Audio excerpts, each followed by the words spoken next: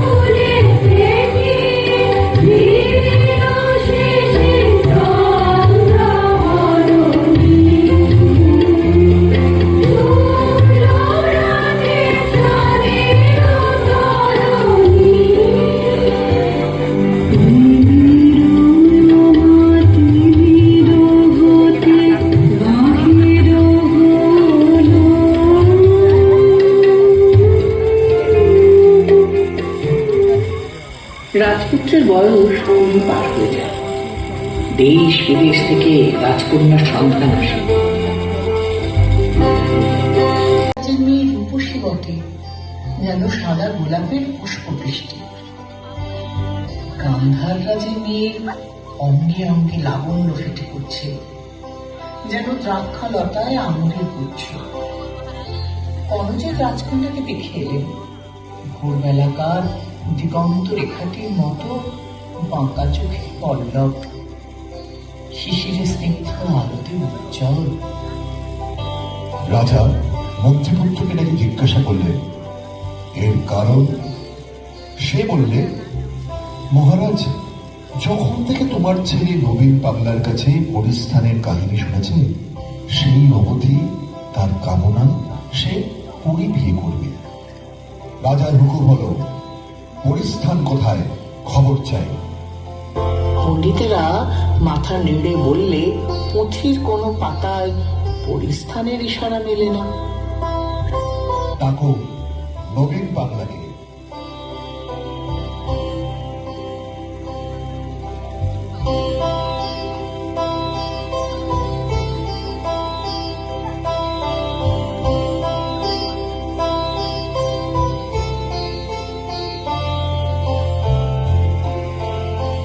পরিস্থানের সন্ধান তুমি কোথায় পেলে? সেখানে তো আমার সদাই আসা যাওয়া। সেখানে পরী দেখা যায়? দেখা যায়, কিন্তু চেনা যায় না। তারা ছদ্মবেশে থাকে, কখনো কখনো যখন চলে যায় পরিচয় দিয়ে যায়, আর ধরবার পথ থাকে না।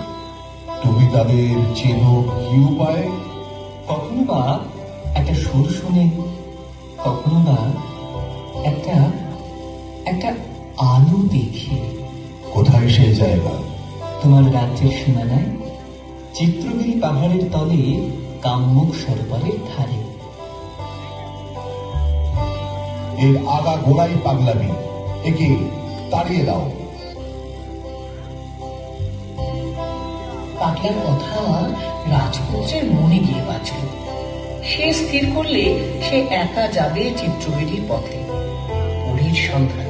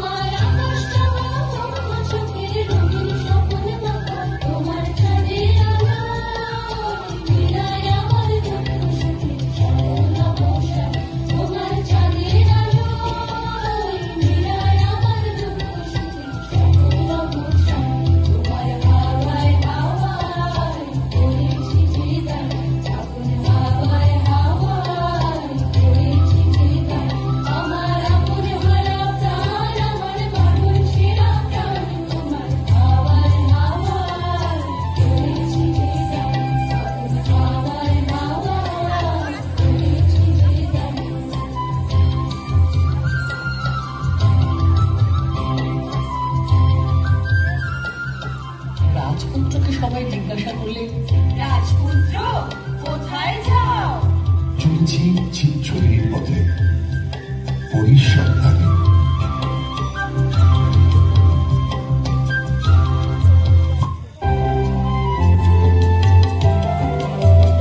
তোরা যে যা বলিস ভাই আমার সোনার হরিণ চাই, কোনো হরণ চপল চপল সোনার হরিণ চাই, আমার সোনার হরিণ চাই, আমার সোনার হরিণ চাই। তোরা যে যা বলিস ভাই আমার সোনার হরিণ চাই। সে যে চমকে বেড়ায় বৃষ্টি এড়ায় যায় না তারে বাধা, সে যে নাগাল পেলে পালায় ফেলে লাগায় চোখে ধাঁধা। আমি ছুটবো পিছে মিছে মিছে পাই বানানি পাই, আমি তখন মনে মাঠে বলি কোথাও হয়ে যায়। আমার সোনার হরিণ চাই, আমার সোনার হরিণ চাই। তোরা যে না বলিস ভাই আমার সোনার হরিণ চাই। তোরা বাবার জিনিস হাটে জিনিস রাখিস ঘরে ঘরে, যারে যায় না পাওয়া তারি হাওয়া লাগলো কেন মনে। আমার যা ছিল তা গেল ঘুচে জানি তার ছোঁকে, আমার পুরোই বুঝি ভাবিস বুঝি মরি তারি শোকে। আমি আছি সুখে হাস্য মুখে দুঃখ আমার নাই, আমি আপন মনে মাঠে বলে কোথাও হয়ে যাই। আমার সোনার হরিণ চাই, আমার সোনার হরিণ চাই। তোরা যে যা বলিস ভাই আমার সোনার হরিণ চাই।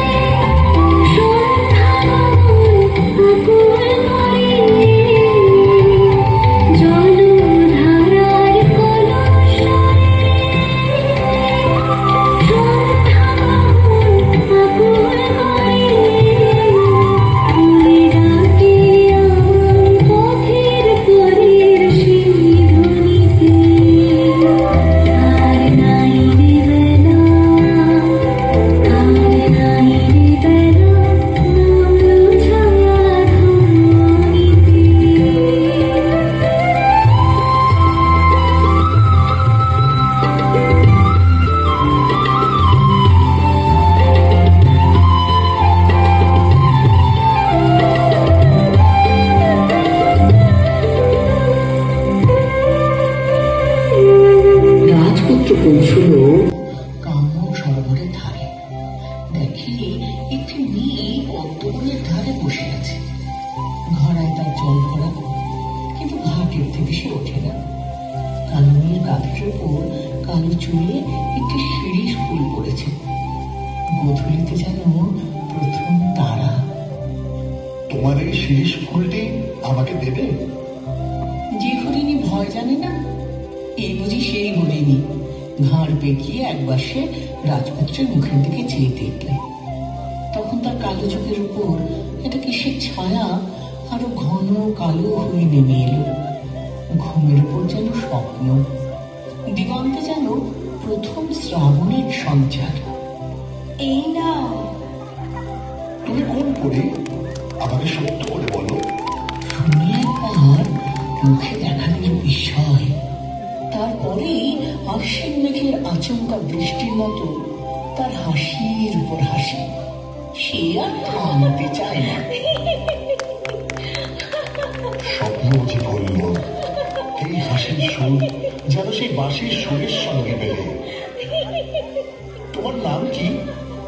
আমার নাম কাজরি। এবার তোমার ছদ্মবেশ খুলে ফেলো। আমরা বনের মেয়ে, আমরা তো ছদ্মবেশ জানি নে। আমি যে তোমাকে পরীর মূর্তিতে দেখতে চাই। পরীর মূর্তি?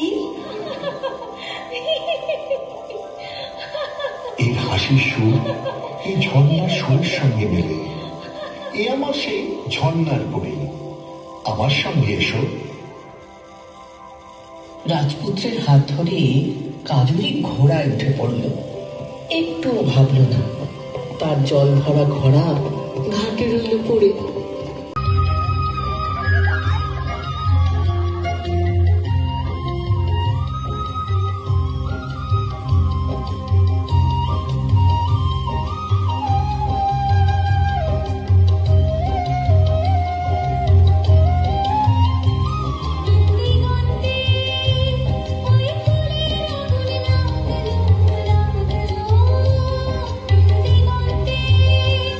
ওই ফুলের আগুন লাগলো লাগলো নিন্দিগন্ধে বসন্তে সৌরভের শিখা জাগলো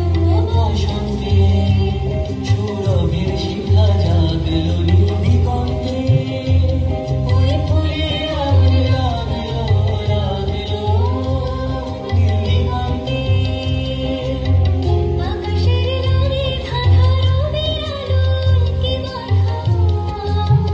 আকাশের লাগে ধাঁধা রবির আলোয় কি বাঁধা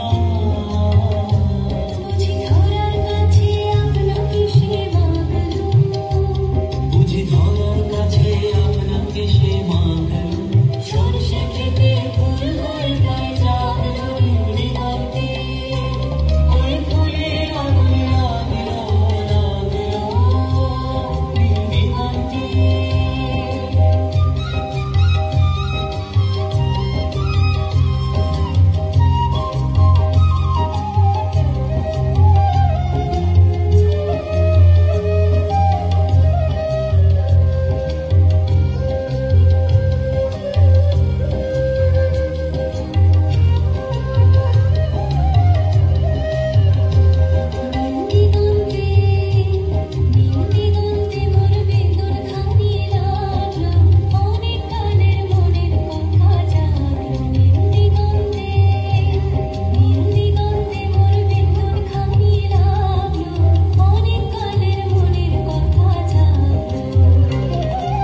এলো আমার হারিয়ে যাওয়া কোন ফাগুনের পাগল হাওয়া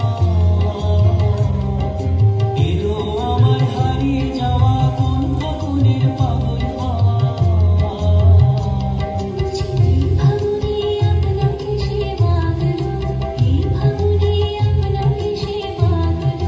সরষে খেতে ঢেউ হয়ে তাই জাগলো নিন্দিগন্ধে ওই ফুলের আগুন লাগলো লাগলো নিন্দিগন্ধে ওই ফুলের আগুন লাগলো লাগলো নিন্দিগন্ধে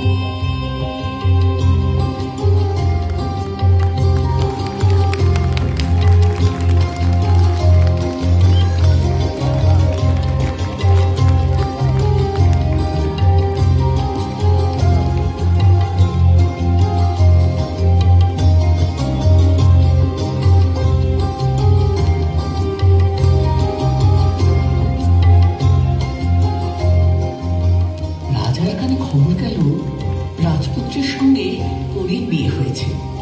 রাজবাড়ি থেকে ঘোড়া এলো, হাতি এলো, চতুর্দোলা এলো। এইসব কেন? তোমাকে রাজবাড়িতে যেতে হবে। কাজুরির চোখ ছলছলিয়ে এলো। মনে পড়ে গেল তার ঘোড়া পড়ে আছে সেই জলের ধারে।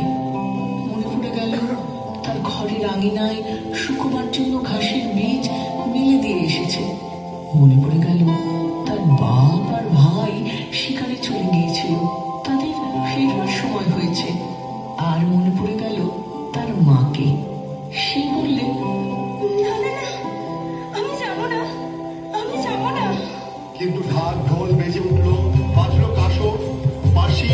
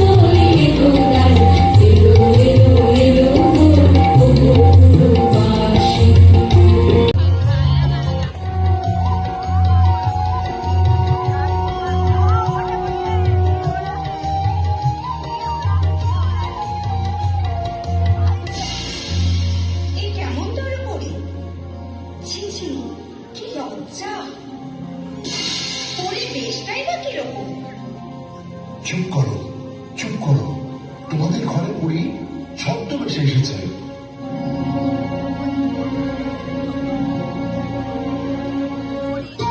রাজপুত্র চেয়ে দেখে কাজলের ছদ্মবেশ একটু কোথাও খসে পড়েছে কিনা। ভাবে পরী কোথায় লুকিয়ে রইল শেষ রাতে অন্ধকারের আড়ালে উষার মতো।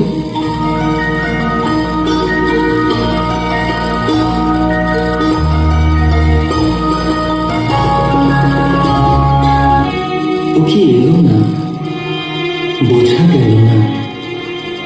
ও কি মায়া, কি স্বপ্ন ছায়া, ও কি ছলনা?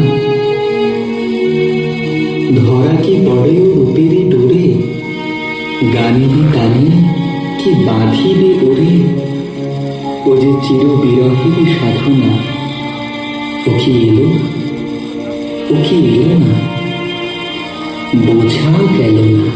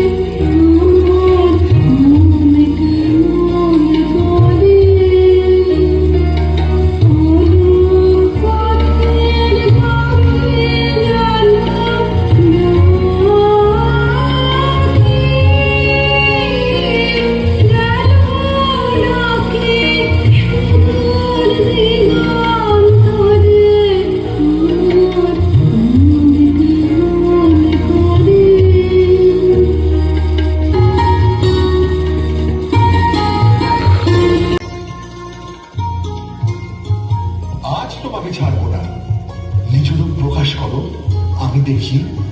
এমনি কথা শুনেই কাজলি সেদিন বনে যে হাসি হেসেছিল সে হাসি আর বেরোলো না। দেখতে দেখতে দুই চোখ জলে ভরে এলো। তুমি কি আমাকে চিরদিন এমনি ভাবে ফাঁকি দেবে? না, আর নয়। তবে এবার কার্তিকী পূর্ণিমাতে পরীকে যেন সবাই দেখে।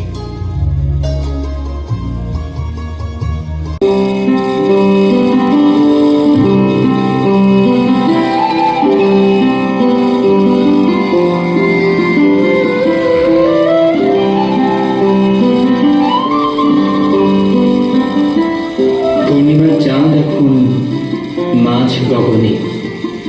রাজবাড়ির নহবতে মাঝরাতের সুরে ঝিমিঝিমি তান লাগে।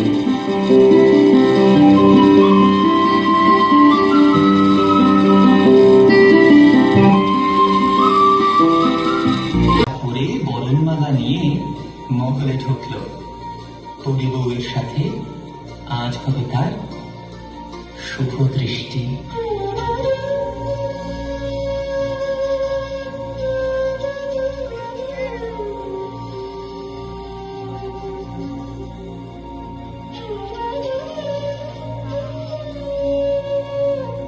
তিন প্রহরের বাঁশি বাজল, চাঁদ পশ্চিমে হেলেছে।